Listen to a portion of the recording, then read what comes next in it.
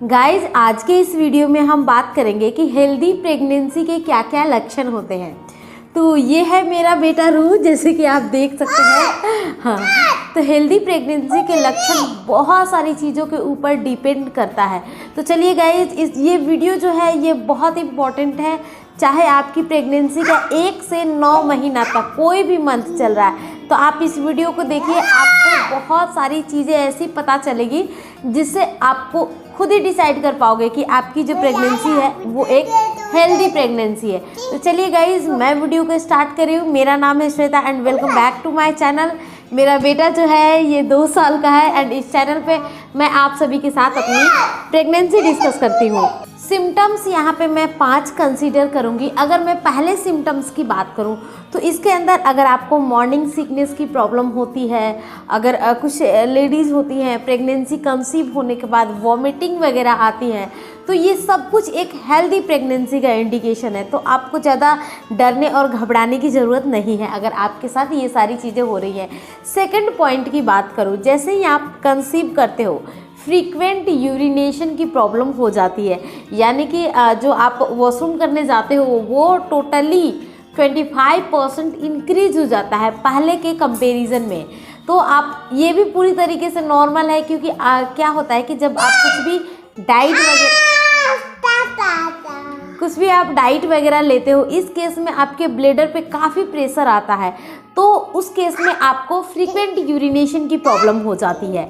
And third point की बात करूँ तो देखिए, ब्रेस्ट के अंदर बहुत सारी लेडीज़ को ऐसा भी देखा गया है कि जो डार्क पार्ट होता है वो ज़्यादा डार्कनेस आ जाती है, उसमें कुछ टेंडरनेस, कुछ दर्द होना, कुछ स्वेल होना, ये सारी चीज़ें नॉर्मल है अगर आपके साथ हो रहा है। बहुत सारी लेडीज़ को कुछ मिल्क भी आने लगता है, थोड़ा सा अमाउंट आता है, बहुत कम अमाउंट। कुछ लेडीज़ को हल्का सा पानी जैसा आता है। तो अगर ये सारी चीज़ें आपके साथ हो रही हैं तो ये पूरी तरीके से नॉर्मल है और ये एक हेल्दी प्रेगनेंसी का सिम्टम्स भी इसे माना जाता है। पॉइंट की बात करूँ तो फूड आइटम्स को लेकर जो क्रेविंग होती है वो अलग अलग लेडीज़ की अलग अलग क्रेविंग होती है फूड आइटम्स को लेकर। सडन से सेम टाइम में बहुत सारे फूड आइटम होते हैं जो हमें पसंद भी नहीं होता है। अगर मैं मेरी बात करूँ तो मुझे मेरी प्रेगनेंसी में जो आटा होता है उसका स्मेल मुझे पसंद नहीं आता था। मुझे रोटी जो बनते रहती थी उसका स्मेल मुझे पसंद नहीं आता था। तो कुछ लोगों में अलग अलग चीज़ की चेंजेस हो जाती हैं। अगर मैं वेजिटेबल की बात करूँ तो जितने भी वेजिटेबल होते हैं सारे वेजिटेबल मुझे पसंद थे, बस एक परवल जो वेजिटेबल होता है वो मुझे पसंद नहीं आया था प्रेगनेंसी के अंदर।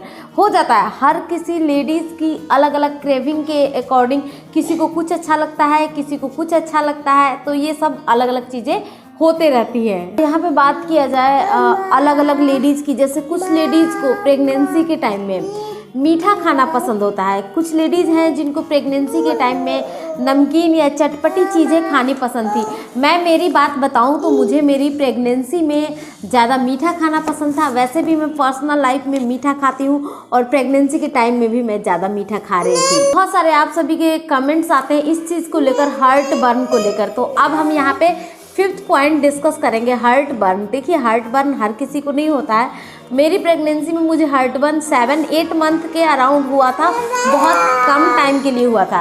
तो कुछ लोगों की ऐसी मिथ होती है कि क्या हार्ट बर्न होने से जो बेबी के जो हेयर्स होते हैं वो ज़्यादा घने आते हैं क्या?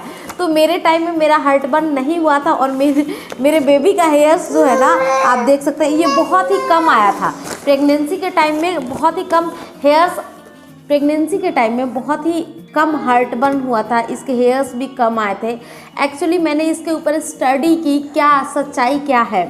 तो सच्चाई कुछ भी नहीं है, हार्ट बर्न से बेबी के हेयर्स का कोई भी कनेक्शन नहीं होता है।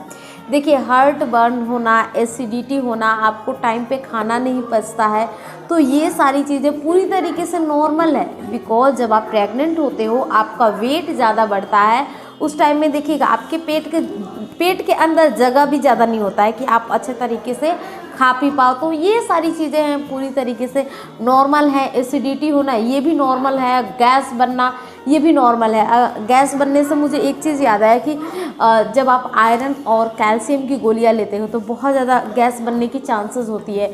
तो मेरी प्रेगनेंसी में मेरे डॉक्टर ने भी मुझे दिया था गैस की दवाई, लेकिन मैंने गैस की दवाई नहीं खाई। ऐसे ही सही हो गया, अगर आप अपनी प्रेगनेंसी में जितना कम मेडिसिन लोगे ना उतनी ही अच्छी पॉसिबिलिटीज़ होती है बेबी के हेल्दी होने का, जैसा कि आप इसे देख सकते हैं। एक बार फुल वॉच हो जाए, बाय बाय कर दीजिए बेटा सभी को, बाय बाय।